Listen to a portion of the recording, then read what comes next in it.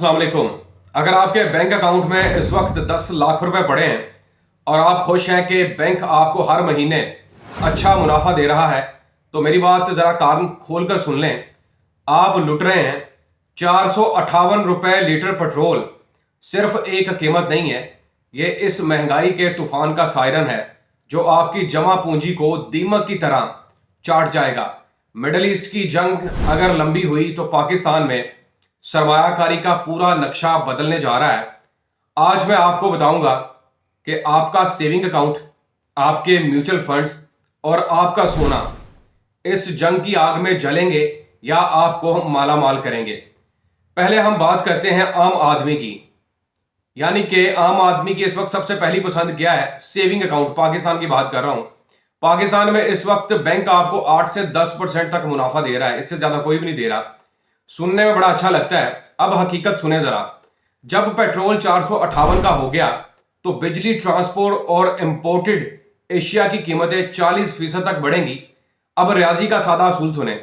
10% आपको मुनाफा मिल रहा है, 40% महंगाई बढ़ी तो आपको बेसिकली 30% नुकसान बर्दाश्त करना पड़ा। यानी साल के आखिर में आपके पैसे की कुव्वत खरीद यानी कि परचेजिंग पावर 30% कम हो चुकी होगी।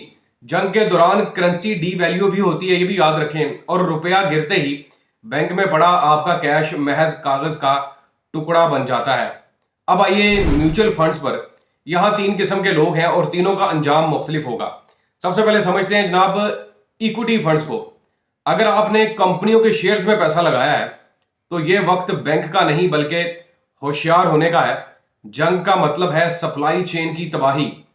जब सप्लाई चेन की तबाही होगी तो इंडस्ट्री को खाम तेल नहीं मिलेगा, खाम माल नहीं मिलेगा, मुनाफा गिरेगा, इंडेक्स नीचे आएगा और ये फंड रुल जाएगा।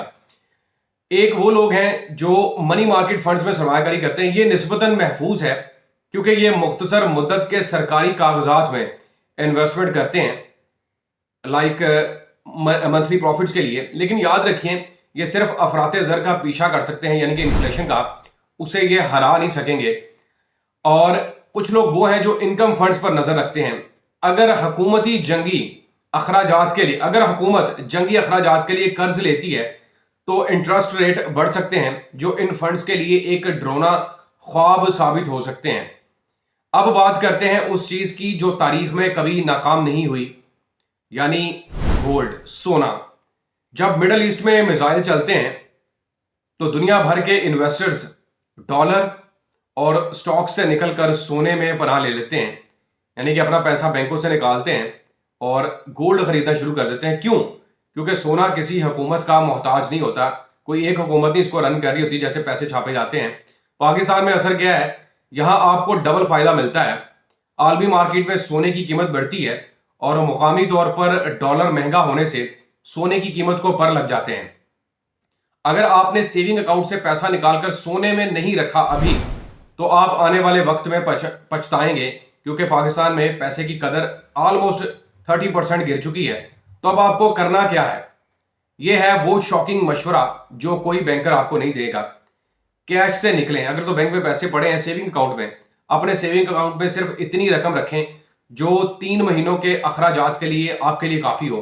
बाकी रकम को फौरी तौर पर हरकत में लाएं, मूवमेंट करवाएं उसकी। गोल्ड पोर्टफोलियो में इन्वेस्टमेंट करें।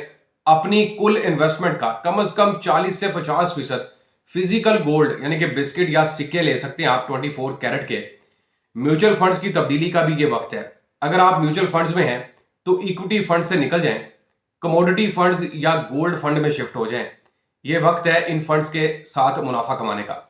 डॉलर बेस्ड इनकम को आप प्रायोरिटी दें। अगर आप ई कॉमर्स या फ्रीलांसिंग से वाबस्ता हैं तो अपनी कमाई को रुपए में कन्वर्ट करने के बजाय डिजिटल वॉलेट्स में ही रहने दें, ताकि रुपए की कदर में कमी आपको नुकसान ना पहुंचाए। दोस्तों याद रखें, 458 पेट्रोल तो सिर्फ शुरुआत है। मिडल ईस्ट की जंग आलमी मैशियत का रुख मोड़ देगी। आपका पैसा आपकी जिम्मेदारी है। अगर आज आपने दुरुस्त फैसला ना लिया या किया तो कल आपकी इन्वेस्टमेंट सिर्फ एक कागज बनकर रह जाएगी, जिससे आप एक वक्त का राशन भी नहीं खरीद सकेंगे।